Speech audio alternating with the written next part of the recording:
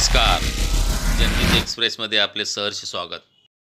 माननीय नामदार श्री गणेशजी नाईक साहेब. आज ग्रामविकास विभाग, महसूल विभाग, भूमी अभिलेख विभाग, भारतीय सर्वेक्षण विभाग यांच्या संयुक्त विद्यमाने आयोजित स्वामित्व योजना अंतर्गत नागरिकांना सनद वाटप करण्याचा कार्यक्रम या प्रसंगी उपस्थित असलेले पालघर जिल्ह्याचे खासदार डॉक्टर हेमंतजी सावरा, जिल्हा परिषद पालघरचे अध्यक्ष श्री प्रकाशजी निकम, पालघरचे आमदार श्री राजेंद्रजी गावित, आपल्या जिल्ह्याचे जिल्हाधिकारी श्री गोविंदजी बोडके, पोलीस अधीक्षक पालघर श्री बाळासाहेब पाटील, अतिरिक्त मुख्य कार्यकारी अधिकारी श्री रवींद्रजी शिंदे, अपर जिल्हाधिकारी भाऊसाहेब पटांगरे, उपवन संरक्षक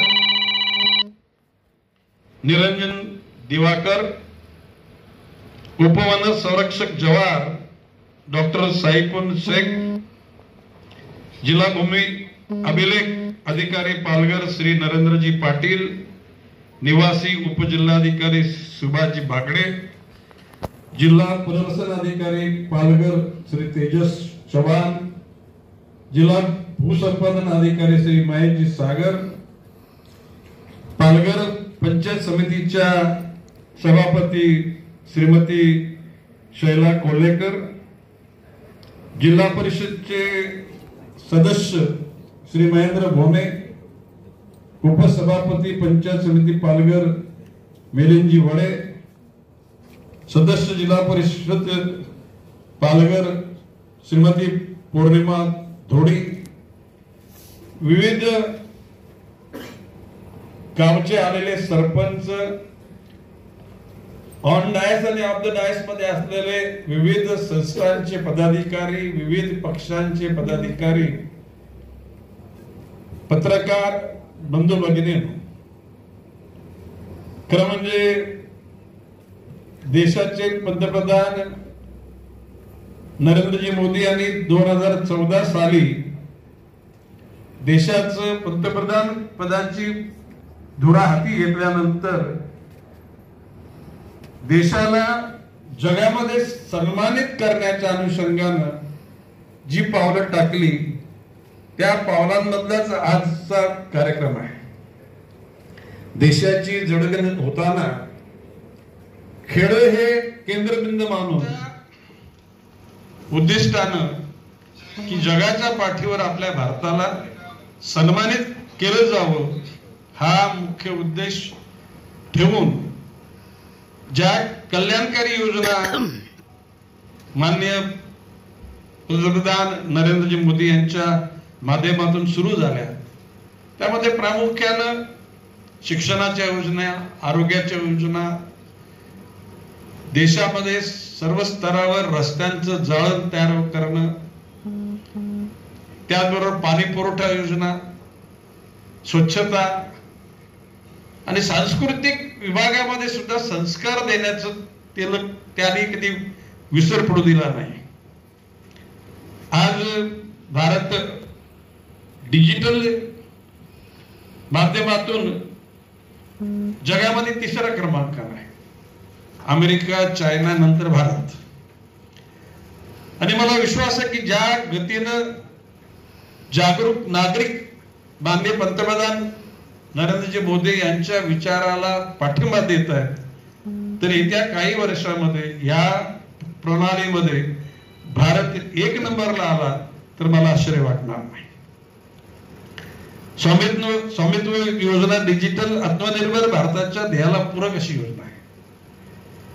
21 एप्रिल 2021 रोजी माननीय पंतप्रधान नरेंद्रजी मोदी यांनी देशात गावाचं ड्रोन सर्वेक्षण सुरू केलं. जमिनीच्या मालकी हक्काची कागदपत्र मिळवताना लोकांना पूर्वी फार अडचणी व्हायच्या. अर्ज केल्यानंतर कधी कधी 6-6 महिन्याने 1-2 वर्ष सुद्धा त्या मिळत नसत. जमिनीची मालकी स्पष्ट नसल्या कारणाने वादविवाद व्हायचे. आणि अशा परिस्थितीमध्ये स्वामित्व योजनेमुळे याचा त्रास सगळे संपणार आहेत. देशातील ग्रामीण जनता एका क्लिकवर माझी जमीन कुठे आहे आणि माझ्या जमिनीचं प्रॉपर्टी कार्ड ते हस्तगत करू शकतील. एकूणच महाराष्ट्रातील 30,515 गावांमधील जनतेचे आयुष्य बदलणारी योजना आहे. 15,327 गावाचे मालमत्ता पत्र म्हणजे प्रॉपर्टी कार्ड तयार झालेलं आहे. आपल्या राज्याचे मुख्यमंत्री देवेंद्रजी फडणवीस त्यांच्या जोडीला उपमुख्यमंत्री एकनाथजी शिंदे, उपमुख्यमंत्री अजितदादा पवार आणि त्यांच्या बरोबर आम्ही सर्वजण मंत्रिमंडळाचे सदस्य सकारात्मक विचारसरणीनं त्या ठिकाणी काम करत असताना आता महाराष्ट्र थांबणार नाही. महाराष्ट्र हा गतीनं त्या ठिकाणी पुढे जाणार आहे.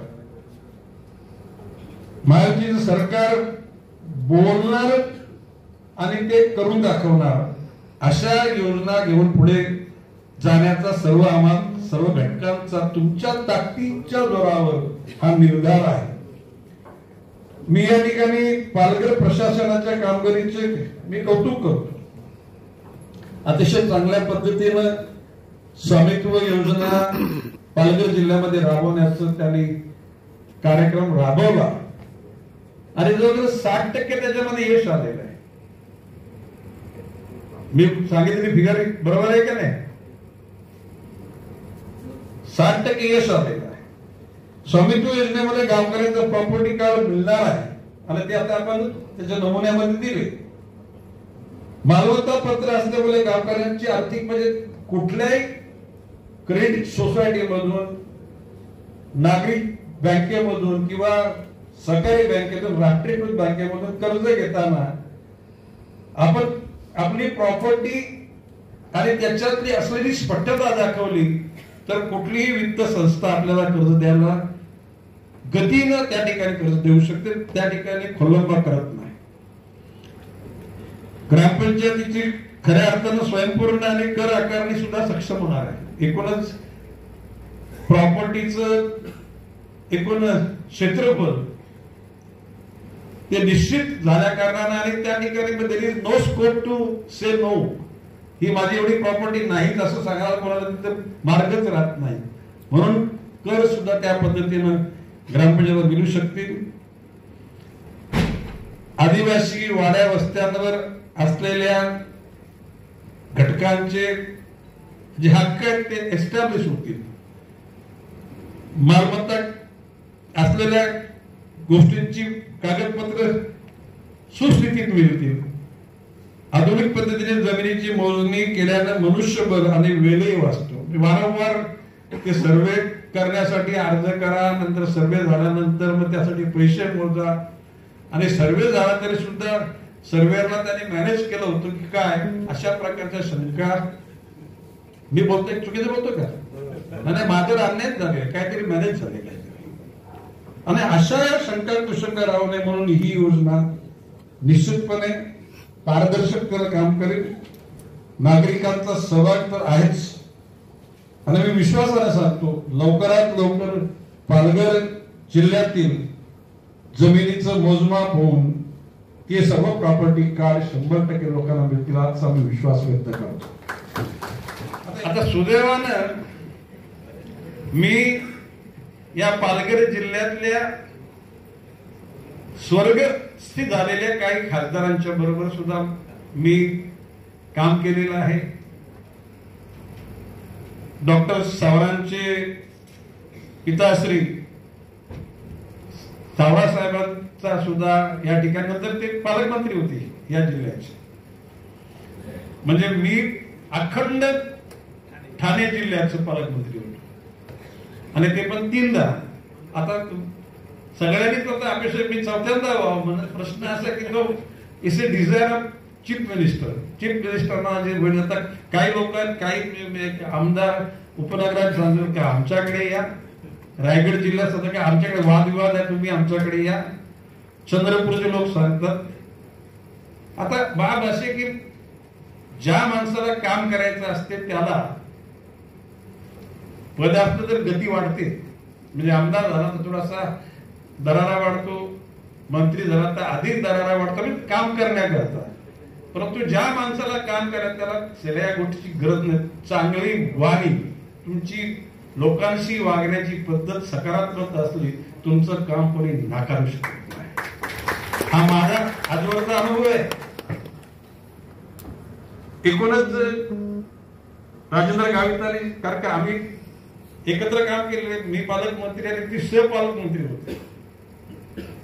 खरं म्हणजे मी आता पालघर जिल्ह्यात जे ठाणे जिल्ह्याचं विभाजन झाल्यानंतर पालघर जिल्ह्याला किती त्याचा फायदा झाला की नाही याच सुद्धा एकदा आढावा घ्यायला पाहिजे का नको. कागदोपत्री आणि मी त्यावेळेला माननीय मुख्यमंत्री यांना सांगितलं होतं की कागदोपत्री विभाजन करणं म्हणजे प्रॅक्टिकल मध्ये त्याचा फायदा जनतेला होईल का नाही याचा अंदाज घेतल्याशिवाय. आता मी असं समजतो की ते फायदे झाले असतील. खासदार सावराजी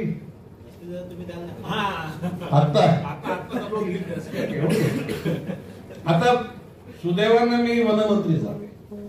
महाराष्ट्र राज्याच्या जवळजवळ 20% जागा ही वन खात्याच्या ताब्यात आहे. आता मगाशी डॉक्टर राजेंद्र गावित सांगितलं मागची वन हक्क आपण बरीचशी त्याला आपण बहाल केली. आता अजून बाकी असतील त्याचं सर्वेक्षण करा. मी वन खात्याच्या वरिष्ठ अधिकाऱ्यांना सूचित करतो की तुम्ही त्याची प्रत्येक तालुक्यात वाळा, मोखाडा, जव्हार, तलासरी, पालघर, वसई, डहाणू या सर्व तालुक्यांचे सगळे माहिती घ्या आणि एक दिवशी असा कार्यक्रम करून ते सगळ्या आदिवासी वन हक्क पुन्हा बहाल करून टाक. आणि ती माझी इच्छा, इट्स माय डिझायर. लवकरात लवकर ते वन हक्क एस्टॅब्लिश व्हायला पाहिजे. कालच 11 ते जवळजवळ 2 वाजेपर्यंत आणि नंतर 3 ते 6 वाजेपर्यंत वन खात्याच्या अधिकाऱ्यांची बैठक मी काल यशवंतराव प्रतिष्ठानमध्ये घेतली. खातं समजून घेतलं आताच आणि भविष्य काळामध्ये त्या खात्यामध्ये काय काय बदल करायचं याच्या अनुषंगाने सुद्धा सूचना दिलेल्या आहेत. मी विश्वासाने सांगतो वन खात्याच्या कडून जे निगेटिव्ह त्या ठिकाणी जे उत्तर यायची भविष्य काळामध्ये ती सकारात्मक उत्तर येतील असा आपल्याला विश्वास येतो. ज्याला प्रायव्हेट फॉरेस्ट खाजगी वने ही संज्ञा लागलेली आहे. किती योग्य किती अयोग्य आता तुम्ही बघता. दररोज हल्ली वाघ आणि बिबट्या टीव्हीला दररोज दिसतो ना. कधी वाघाने माणसाला खाला कधी माणसाने वाघाला म्हणजे तोडला फोडला. भविष्य काळामध्ये हे कोणी कोणाच्या आदिवासात जाणार नाही. त्या अनुषंगानं मी मौलिक सूचना काल दिलेल्या आहेत आणि मला विश्वास आहे ब्रिटिशांनी काही ब्रिटिश अधिकाऱ्यांनी जुलमाने राज्य केलं, काही चांगली भूमिका घेतली. परंतु ब्रिटिशांचा कालखंड पारतंत्र्य हे आपल्याला नकोच होतं. परंतु त्यावेळेला ब्रिटिशांनी ज्या चांगल्या गोष्टी केल्या त्या नाकारण्यात अर्थ नाही. मी काल माझ्या भाषणात म्हटलेलं आहे की ब्रिटिश कालखंडामध्ये वन खात्यामध्ये सर्वांचा अधिवास, माणसाचा अधिवास आणि प्राण्यांचा अधिवास हे निश्चित केलं होतं. मी काल माझ्या भाषणात नमूद केलं की मी ठाणे जिल्ह्यातल्या ठाणे तालुक्यातल्या ठाणे बेलापूर पट्टीतला कार्यकर्ता. वयाच्या 10व्या वर्षी संपूर्ण अख्खा डोंगर म्हणजे आमचा बेलापूर पासून तर खारीगाव पर्यंत 14 मैलाचा डोंगर आहे आणि उत्कृष्ट डोंगर आहे. मी काल नमूद केलं की आमच्याकडच्या आदिवासी असलेल्या वारली आणि कातकरी लोकांनी कधी चोरामारे केलेच नाही. आमच्याकडच्या आदिवासी कातकऱ्यांपैकी 0 क्रिमिनलचा त्या ठिकाणी रेकॉर्ड आहे. आत्महत्या ते बिलकुल नाही. त्याचं कारण असं होतं, आता मी काल तुम्हाला पण सांगतो म्हणजे तुम्ही पण ऐका. तर आमच्या त्या डोंगरामध्ये रायवल आंब्याची झाडं आता FDC म्हणजे फॉरेस्ट डेव्हलपमेंट कॉर्पोरेशन म्हणजे सागाची झाडं लावणं. काय सागाची झाडं लावणं, वाढणं, तोडणं आणि तो व्यापार करणं. याच्या पलीकडे फॉरेस्ट FDCM ला काही महत्व आहे असं लोकांचं म्हणणंच नाही. मी कालच सांगितलेले की रायवल आंबा लावल्यानंतर त्याला आंब्या धारण करताना 10-15 वर्ष पण लागतात. तर त्याची कलम करा सांगितली. नर्सरीमध्ये कलम करा, प्रत्येक डिव्हिजन मध्ये, रेंज मध्ये अशा एकूण कोर एरियामध्ये आंब्याची झाडं लावा. मी प्रामुख्याने आपल्या पालघर तालुक्यातले बहाडोलीच्या जांभळांचा उल्लेख केला. बहाडोली जांभळांची लाखोच्या घरामध्ये तुम्ही रोप तयार करा आणि तशा प्रकारची विदर्भ, मराठवाडा, पश्चिम महाराष्ट्र, कोकण आणि खानदेश या ठिकाणी त्या ठिकाणी त्याची लागवड करा. बोर आता तर म्हणजे ऍपल बेअर आलेले अतिशय उत्कृष्ट, जेणेकरून करवंद तुमच्याकडे इकडे आहेत ना. आता आमच्याकडच्या त्या डोंगरामध्ये रानभाज्या आणि रानफळं इतकी उपलब्ध असायची, रान कंदमुळं सुद्धा, की आमच्या आदिवासीला चोऱ्या माऱ्या कधी करायची वेळच आली. त्या कालखंडामध्ये आतल्या कोर एरियामध्ये शाकाहारी प्राण्याला त्या ठिकाणी आपलं उदरनिर्वाह भरण्याचं म्हणजे कोण, ससा, खारण, भेकड, आणि हे खाद्य कोणाचं, मांसाहारी म्हणजे वाघाचं आणि बिबट्याचं, तरस, लांडगा, कोला. साधारणपणे एप्रिल-मेच्या कालखंडामध्ये आमच्या गावाच्या बाजूने रात्री, कारण त्यावेळेला वीज पण नव्हती. At the age of my 10 years, there was no electricity in my area. तर त्यावेळेला लांडग्यांची कोल्हे त्या ठिकाणी लांडगे आले, तरस वगैरे डोंगरातून निघून आपल्या कोठा म्हणजे इथे आपली टिवळ आणि काय म्हणतात कांदळवन, तर या परिसरात ज्या क्रॅब म्हणजे चिंबोऱ्या म्हणतो ना, किंवा खेकडे बिकडे सगळे असतात, त्याची शिकार करण्याकरता ती यायची. याच्या व्यतिरिक्त ते प्राणी गावात पण घुसलेले आहेत. त्याने आमच्या त्या परिसरात पट्टेरी वाघ पण होते. तुम्ही जर जुना रेकॉर्ड चेक करून बघा. बिबटे तर होते, परंतु त्या बिबट्यांचा सुद्धा कधी त्रास नागरी वस्तीला झाला नव्हता, कारण त्यांच्या अधिवासामध्ये त्यांची सोय करण्यात आली होती. आणि म्हणून मी काल जबाबदारीने आणि आत्मविश्वासाने आणि ज्येष्ठाच्या भूमिकेतून मी फॉरेस्टच्या अधिकाऱ्यांना सांगितलं मला हे पाहिजे. तुम्ही जर आता जर या 2 महिन्यामध्ये प्लॅनिंग करा. या वर्षी पाऊस झाला ती ऍपल बेअर, तर तिसऱ्या वर्षी, दुसऱ्या वर्षी सुद्धा त्या ठिकाणी त्याचं उत्पादन निघतं. फणस लावा. आता विदर्भाच्या भाषेत तेंदूपत्ता म्हणजे आपल्याकडे टेमरी म्हणतो. टेमरी आहे का तुमच्या इकडे? आहे का टेमरी? एक फल मिळतं, थोडं चिकट असतं, थोडस तुरट वगैरे. बिबे आणि असे रान फल इतके आहेत की त्याचा वापर निश्चितपणे या 5 वर्षामध्ये, मी ही 5 वर्ष माझ्या वनमंत्री पदात, कारण मला ते आवडणारं खाते. या म्हणजे वन खात्याचा 2दा मी मंत्री झालो, पर्यावरण खात्याचा 2दा झाले, दारू बंदीचा आणि दारू पिण्याच्या खात्याचा 2दा मंत्री झालो. याला मी खात्याचा चार्ज घेतला त्यावेळेला साधारण 2000 कोटी रुपये वर्षात उत्पन्न होतं. मी ज्याला 10 वर्षांनी सोडला त्याला 16,000 कोटी रुपये केलं होतं. परंतु 16,000 कोटी म्हणजे उत्पन्न म्हणजे काय ते भूषण नाही, ते म्हणजे एक प्रकारचं ते म्हणजे दूषणच आहे. आणि म्हणून काही आमच्या एक्साईजच्या लोकांना फार खुशी होती की आता साहेबांकडे एक्साईज आलं की पुन्हा मस्त पैकी 5 पैशाचा त्रास नाही. बरोबर आहे का नाही? बिअरवाले म्हणजे बिअर शॉपीवाले कोणाला 5 पैसे त्रास होता? तर अशा प्रकारे त्यांची ती अपेक्षा होती की मला नाईक साहेबांकडे स्टेट एक्साईज मिळाला. परंतु मी मंत्री आणि वनमंत्री होण्याच्या अगोदरच मला झाडं लावण्याचा शौक असल्या कारणानं मी या खात्याशी समरस झालेलो आहे.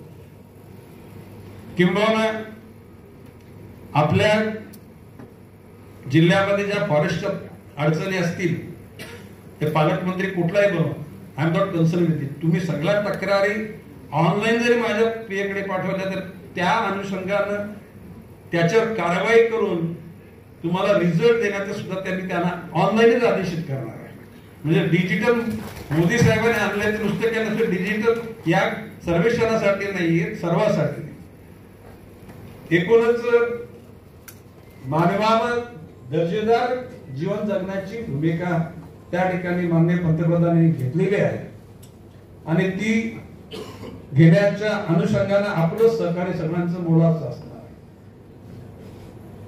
मी तर म्हणतो की धर्माच्या पलीकडे धर्म जे काय परमेश्वराने निर्माण केलेला नाही, जात परमेश्वराने निर्माण केलेली नाही, भाषा पण परमेश्वराने निर्माण नाही केली, वर्ण वर्ग पण नाही केलं. म्हणजे विश्ववृत्तामध्ये जवळ राहणारी लोक थोडी सावली झाली आणि दक्षिण ध्रुव उत्तर ध्रुवाकडची लोक गोरे झाली.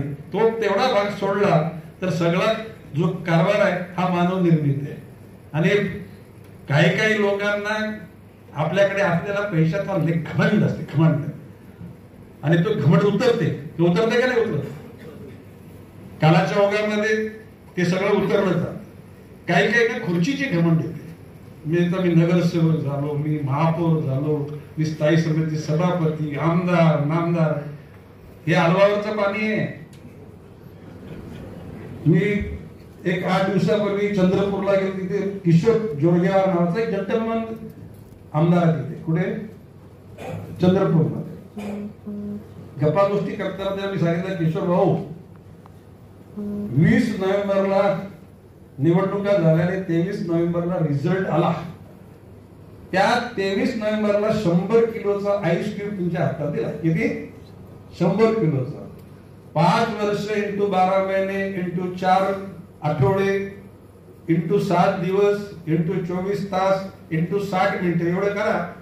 ज्या दिवशी शेवटच्या दिवशी फक्त हात ओले असतील, काय शिल्लक राहणार नाही. राहणार आहे का?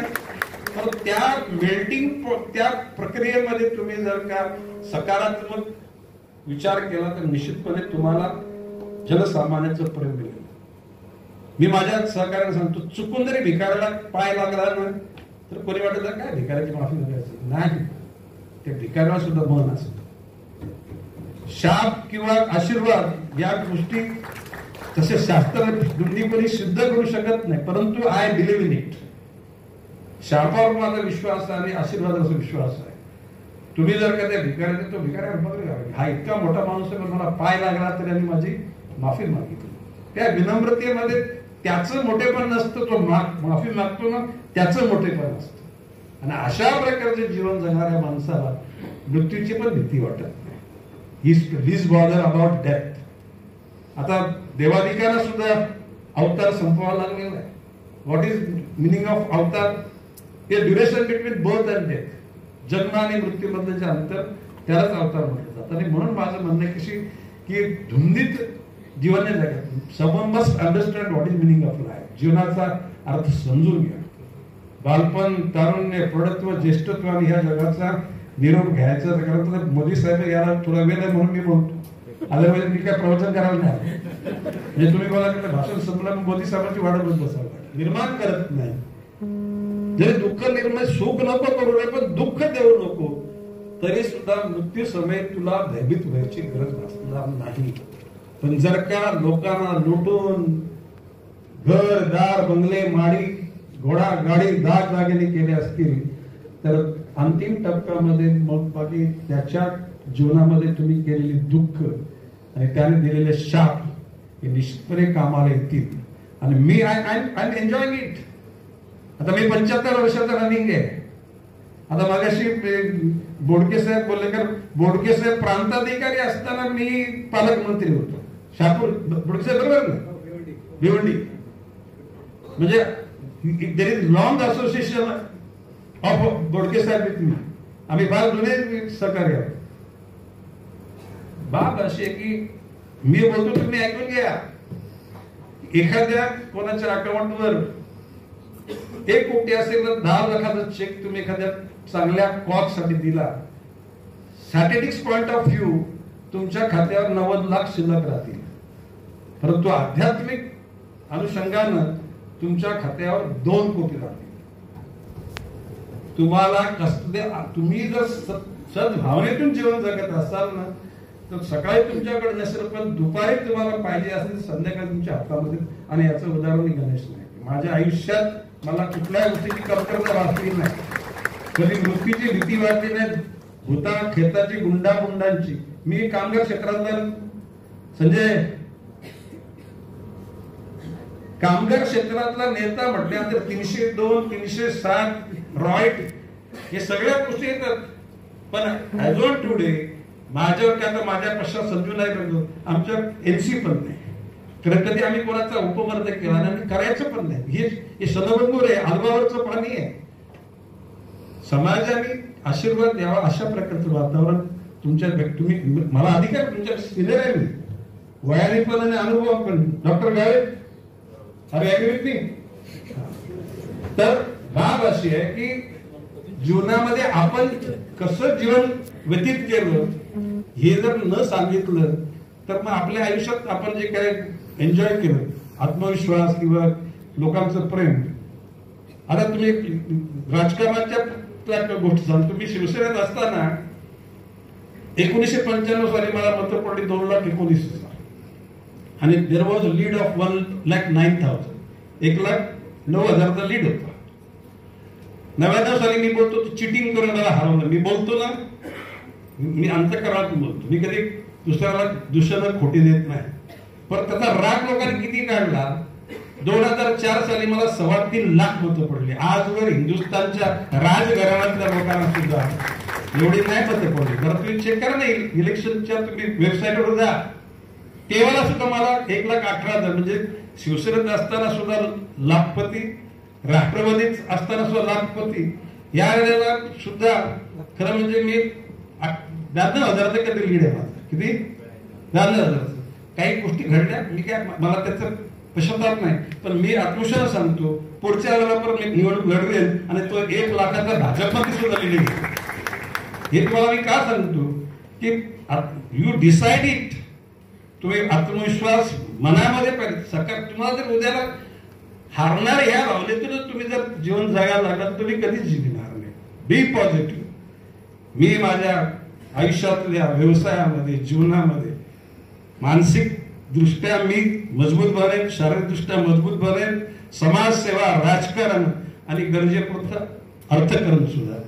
या सर्व मी बोलले सांगितलेल्या गोष्टी काही अनाथ आहेत. These are not wanted, these are unwanted. परंतु गणेश नाईक काहीतरी अनुभव सांगितले आणि त्याबद्दल वागलं म्हणून काहीतरी फायदा झाला असं वाटतं तर मला तुम्ही नक्की कळवा. जय हिंद, जय महाराष्ट्र.